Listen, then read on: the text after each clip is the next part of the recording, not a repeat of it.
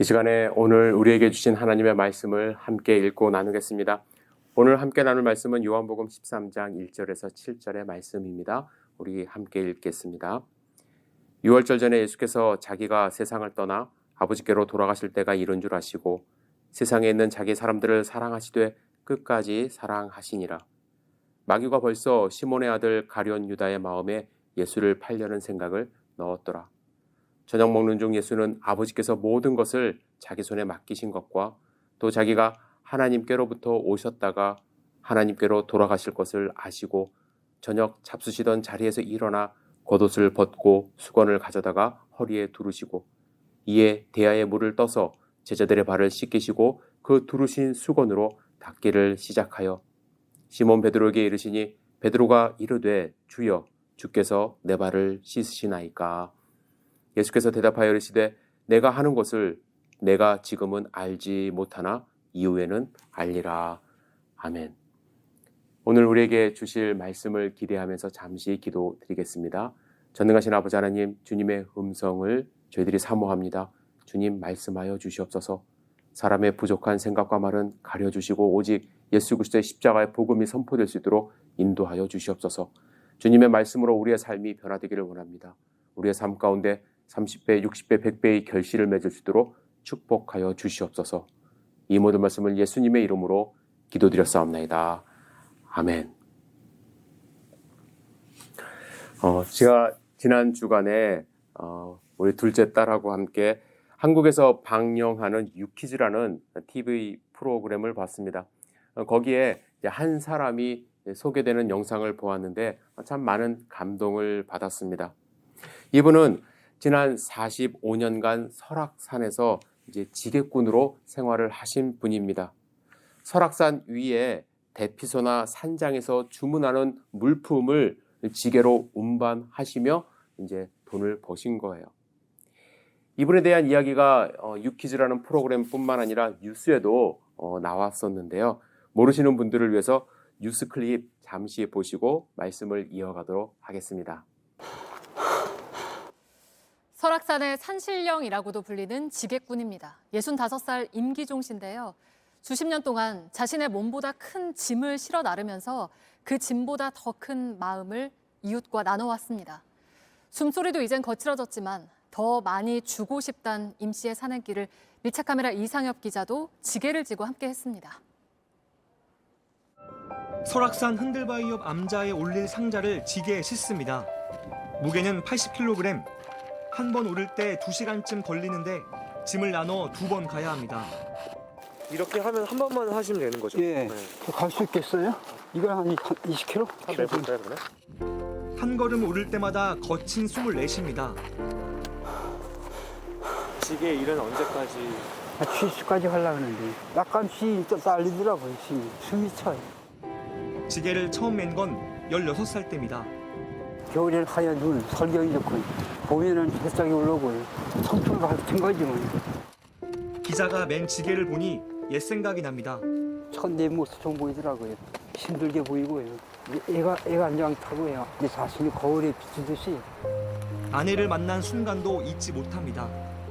첫눈에 와닿더라고요. 그때 프로포즈는 어떻게 하셨어요?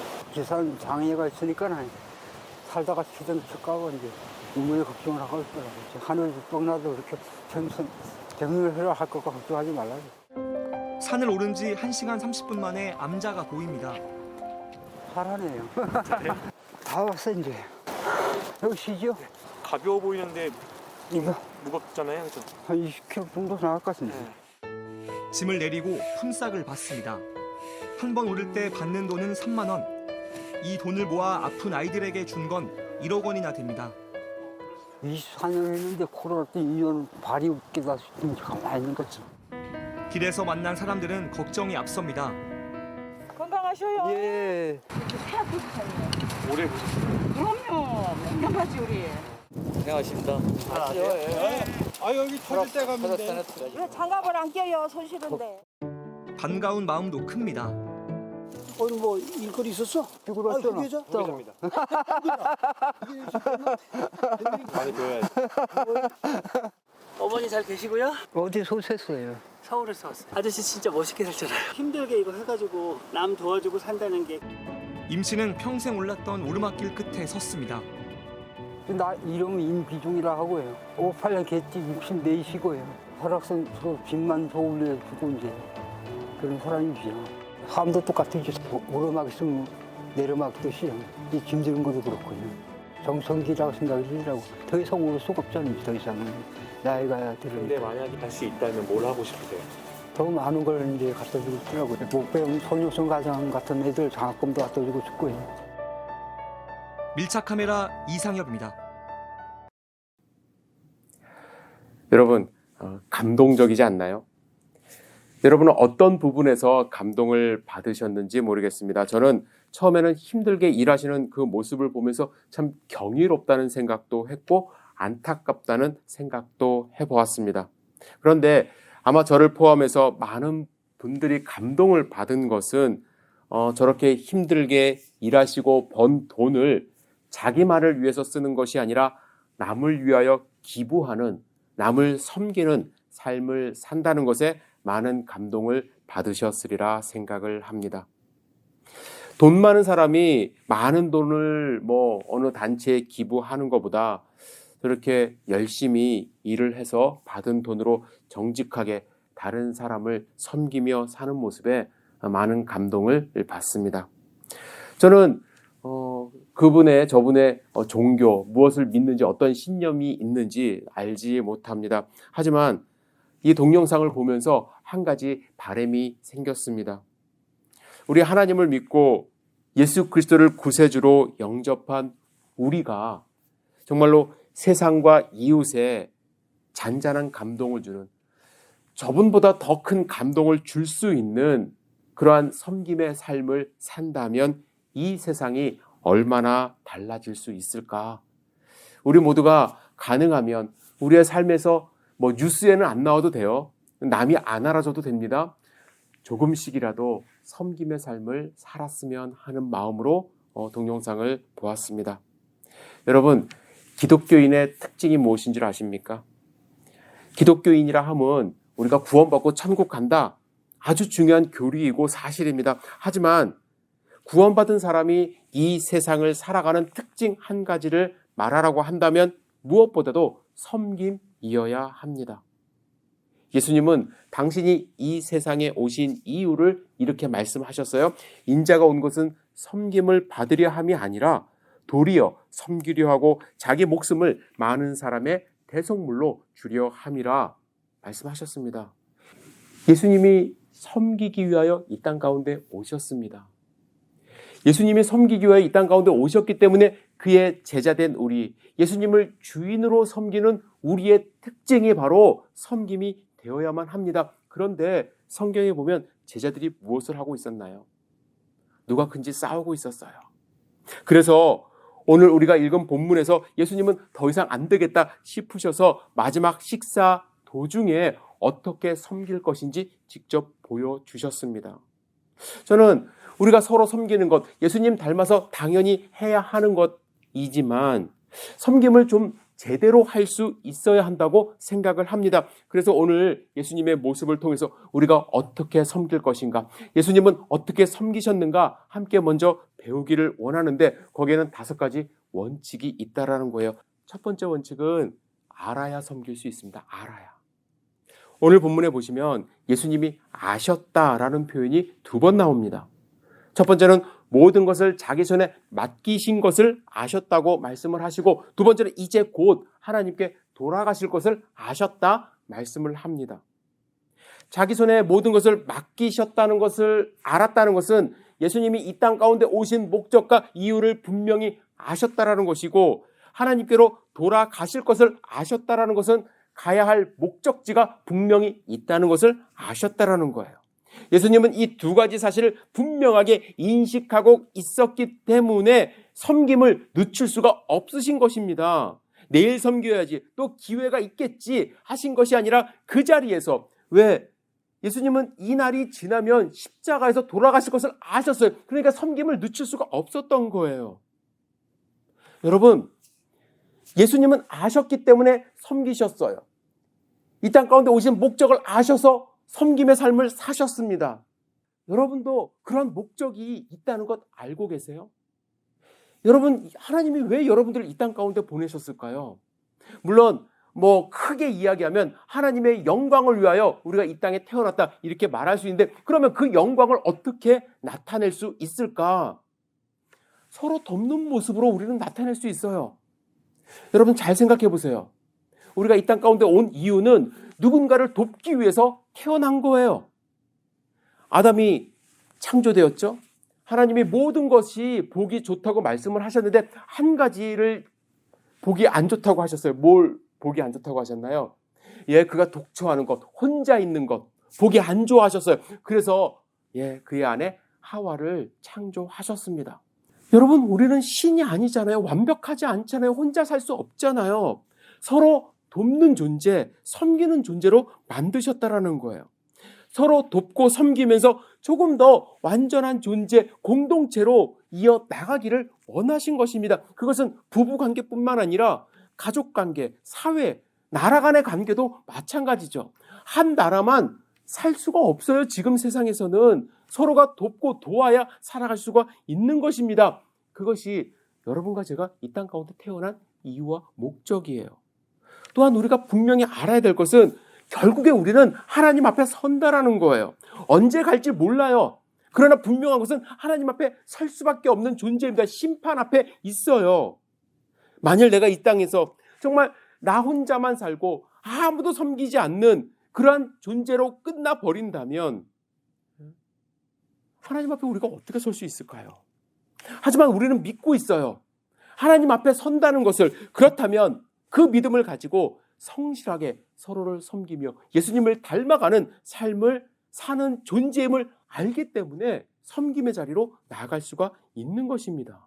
여러분, 엘비스 프레슬리 기억하시죠? 많은 사람들 머릿속에 아직도 기억되는 유명한 가수인데요. 그는 많은 사람들이 그냥 많은 유행곡을 남긴, 히트한 곡을 남긴 그런 위대한 팝 가수로 기억을 합니다. 그런데 그의 친구들은 그렇게 말을 하지 않았어요. 그의 친구들은 뭐라고 그를 평가했냐면 만족이 없는 인생을 살다가 갔다, 이런 이야기를 합니다. 그는 비만과 약물 중독에 의존해 살다가 42살에 세상을 떠났어요.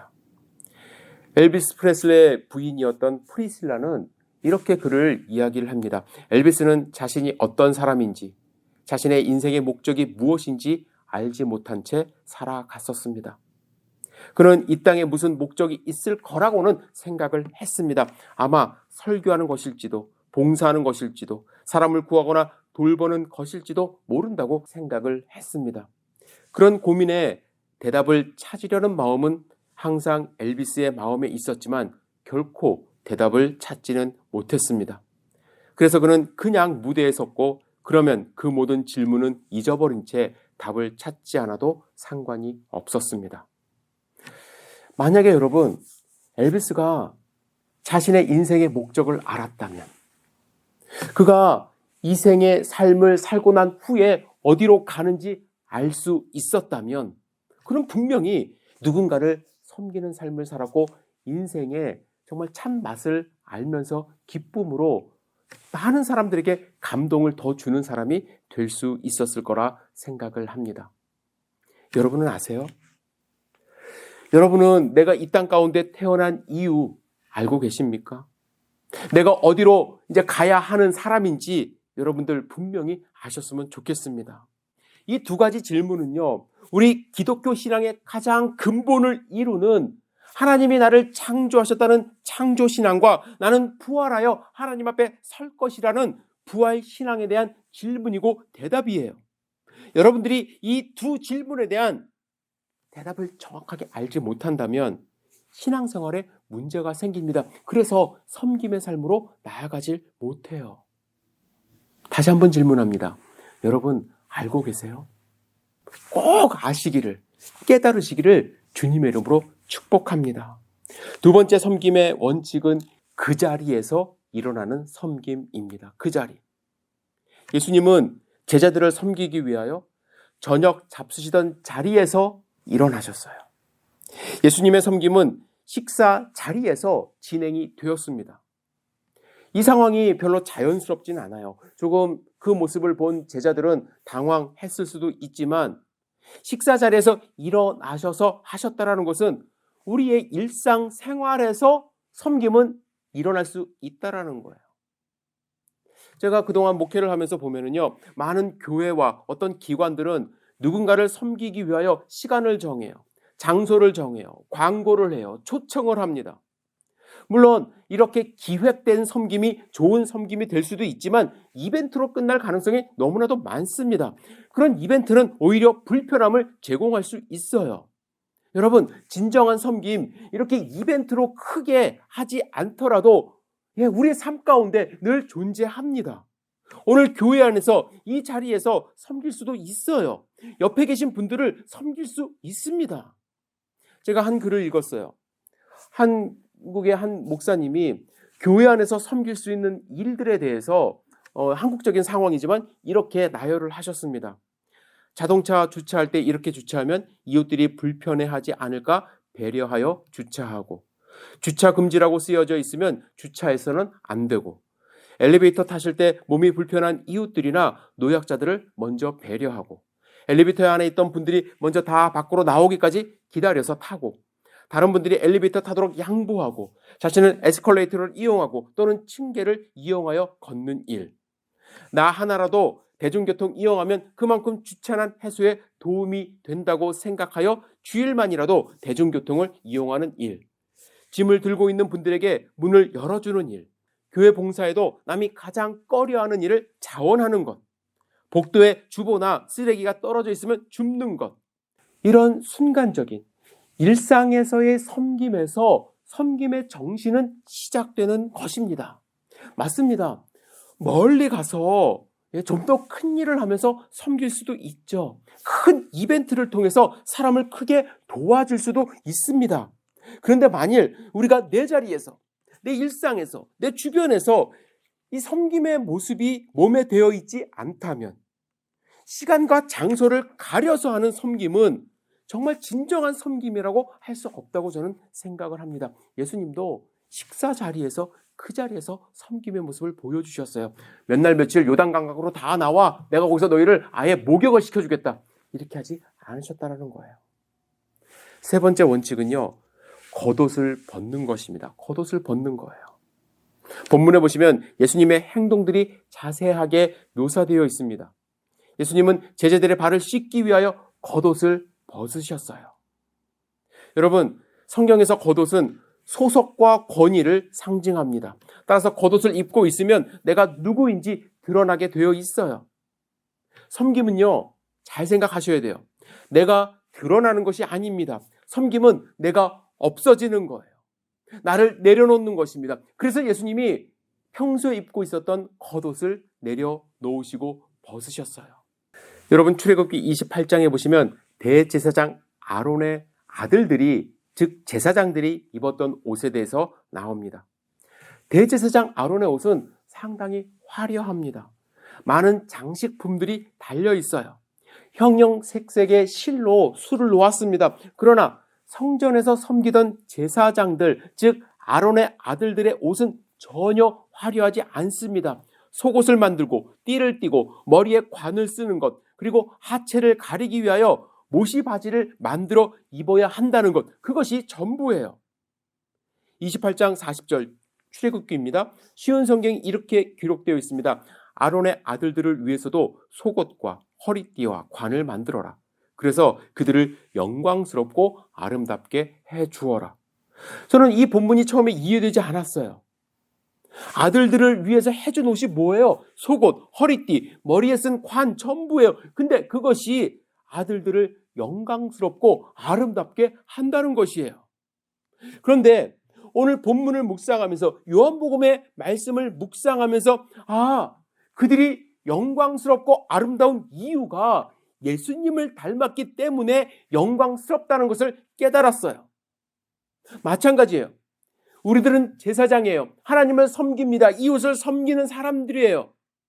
따라서 우리는 화려한 옷이 어울리질 않아요. 대제사장 옷만 화려하면 돼요. 따라서 여러분, 우리는 화려한 옷을 벗고 섬김의 자리로 나아가야 돼요. 겉옷을 벗어야 돼요. 사회적인 지위 내려놓아야 돼요. 나의 자존심 내려놓아야 돼요.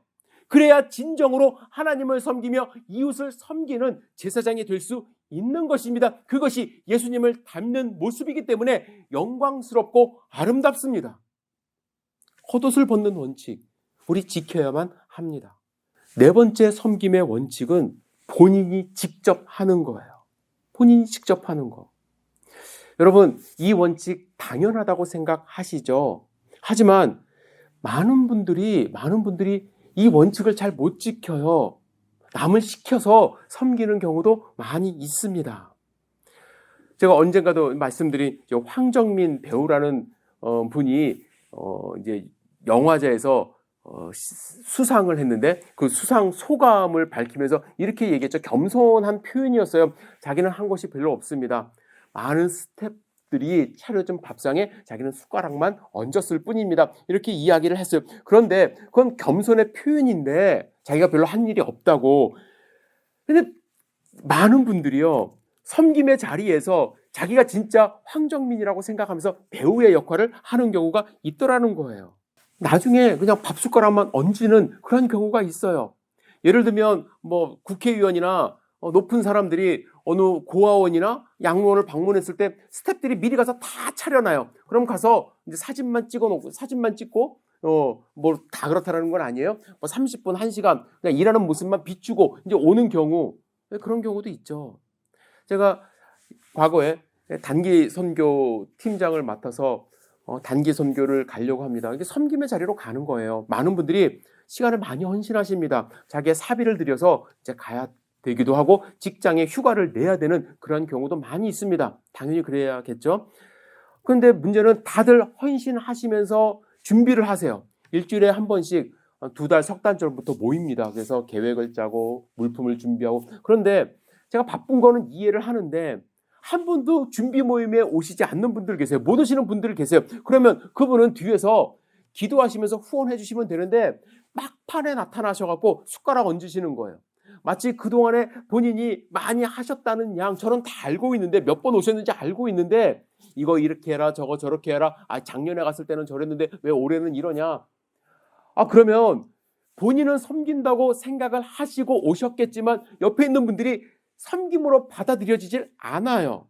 그렇게 숟가락만 얹는 행동, 다른 사람에게 불편함을 제공할 뿐이에요. 스스로 할 수 있어야 돼요. 여러분, 예수님 한번 섬김의 모습을 보세요. 스스로 다 준비하셨어요. 제자들은 그런 세족식이 있는 것, 발을 씻겨주는 예수님의 생각이 있는 것조차 몰랐어요. 그런데 만약에 예수님이 야 베드로야 수건 갖고 와라, 요한아 너는 물을 좀 준비해라, 일렬로 줄 서야 될 거 아니야. 그래야 내가 편하게 발을 씻어주지. 만약에 그랬다고 한다면 진정한 섬김이 될 수 있었을까요? 아니에요.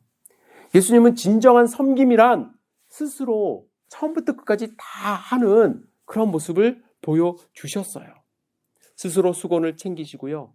스스로 물을 떠다가 제자들의 발을 씻겨주셨습니다. 감리교 창시자 존 웨슬리는 이러한 모토로 삶을 살았다고 합니다. 내가 할 수 있는 모든 방법으로, 내가 할 수 있는 모든 곳에서, 내가 할 수 있을 때에는 언제나 내가 도울 수 있는 가능한 모든 사람을 내가 할 수 있는 한 오랫동안 선한 일을 행하자. 이것이 위대함이에요. 내가 할 수 있는 것 끝까지 하는 것. 예수님이 준비하신 것은요, 제자들을 위해서 땅을 좀 마련하셔서 야 여기다가 교회를 세워라, 땅을 주신 것 아니고요. 다윗이 솔로몬에게 넘겨주었던 것처럼 많은 금은 보화를 넘겨주지 않으셨어요. 예수님이 준비하신 것 물과 수건입니다. 그걸로 충분히 제자들을 섬기셨어요. 우리도 누군가를 그렇게 섬길 수 있지 않을까요? 우리가 할 수 있는 한, 우리의 힘으로, 남의 힘을 빌리지 않더라도 우리는 누군가를 섬길 수 있어야만 합니다. 예수님이 보여주셨던 섬김의 마지막 원칙은 끝까지 하는 것입니다. 끝까지. 13절에 보시면 자기 사람들을 사랑하시되 끝까지 사랑하시니라.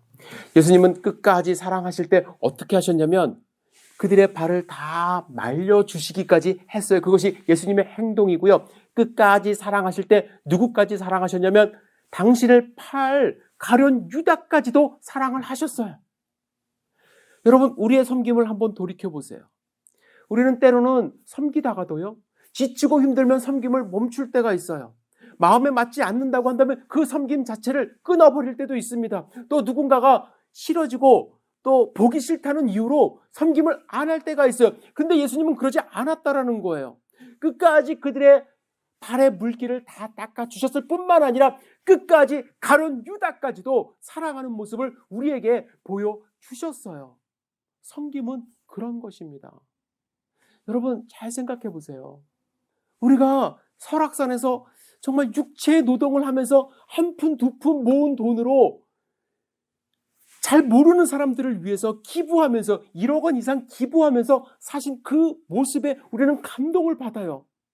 그런데 저는 제가 왜 감동을 받느냐? 솔직히 말씀드리면 그렇게 잘 못하기 때문에, 끝까지 그렇게 못하기 때문에, 내 것 먼저 챙기기 때문에, 나를 미워하는 사람, 나를 싫어하는 사람은 내가 섬김의 자리로 잘 못 가기 때문에 그러한 모습에 감동을 받는 거예요. 그러나 우리 함께 좀 도전받았으면 좋겠어요.